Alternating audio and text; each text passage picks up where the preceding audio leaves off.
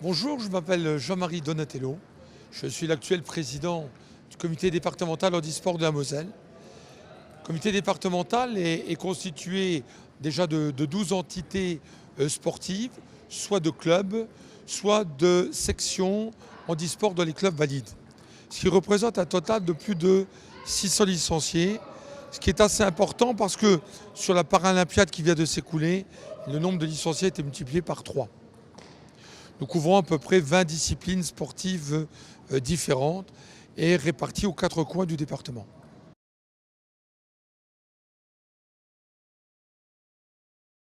Alors j'ai une histoire un peu particulière, c'est-à-dire que je viens du monde valide et que j'ai eu un grave accident de ski il y a 25 ans et qui a failli me clouer dans un fauteuil pour la vie. Et j'en ai réchappé, je peux dire, par miracle. Et ça a été ma première approche en rééducation, puisque j'ai fait 10 ans de rééducation pour récupérer un bras totalement atrophié.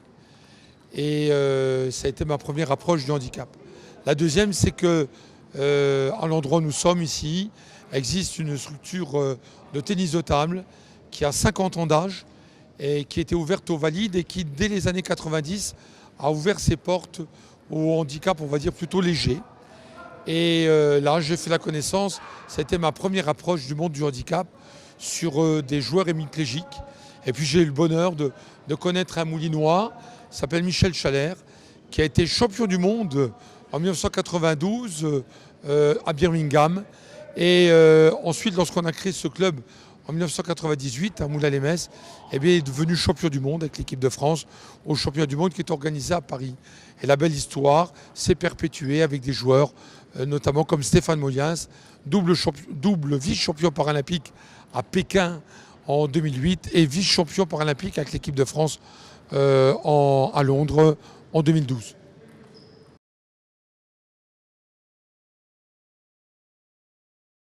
Alors mon rôle avant tout est d'être un coordinateur sur l'ensemble du département.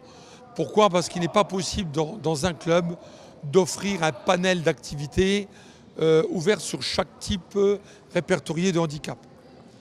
Donc sur l'ensemble de la Moselle existent des structures valides accueillant des personnes en situation de handicap dans des sections handisport et puis des clubs purement handisport. Alors il est évident que si on veut faire de l'escrime, eh bien on va aller se déplacer sur Handisport Metz, sur Handisport Sarrebourg. Si on veut faire du basket fauteuil, on va se déplacer sur Thionville, on va se déplacer sur Saint-Avold. Donc on a tous une vitrine, on va dire de haut niveau, dans nos différents clubs. Mais à côté de cela, on fait également du loisir. Et aujourd'hui, par exemple, vous assistez donc à un regroupement de loisirs avec 2 activités au menu de ce jour. Vous savez aussi des conditions un peu hivernales où le handicap lourd ne se déplace pas forcément lorsqu'il fait trop froid dans les conditions d'un gymnase.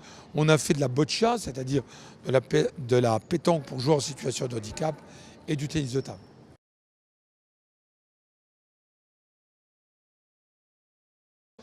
Ben, ce message d'espoir, il est magnifique parce que cette semaine, c'est passé à l'Arsenal de Metz, la remise des lauriers du sport 2012. C'est un joueur donc en fauteuil, tétraplégique, en tennis de table, Stéphane Molliens, donc qui a eu une médaille d'argent aux Jeux de Londres, qui a été primé comme meilleur sportif de l'année 2012. Et je crois que depuis les Jeux de Londres, eh bien, des barrières tombent petit à petit. Premièrement, avec un appui des médias.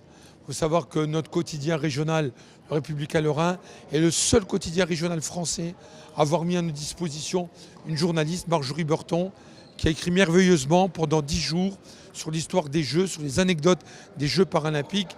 Et on était le seul quotidien régional à avoir une page tous les jours d'informations et de résultats pour le public. Et puis la reconnaissance des collectivités. Ça, pour nous, c'est très important, à la fois des collectivités départementales, comme le Conseil général, et des collectivités régionales, comme le Conseil régional de Lorraine. Donc, tout doucement, les barrières tombent et on ne fait plus que du sport. Voilà. Le mur de Berlin est tombé en 89. mais le mur de séparation du monde valide et du monde handi dans le domaine du sport est en train de tomber. J'espère qu'on contribue un petit peu à ce beau parcours et à cette belle victoire de la vie.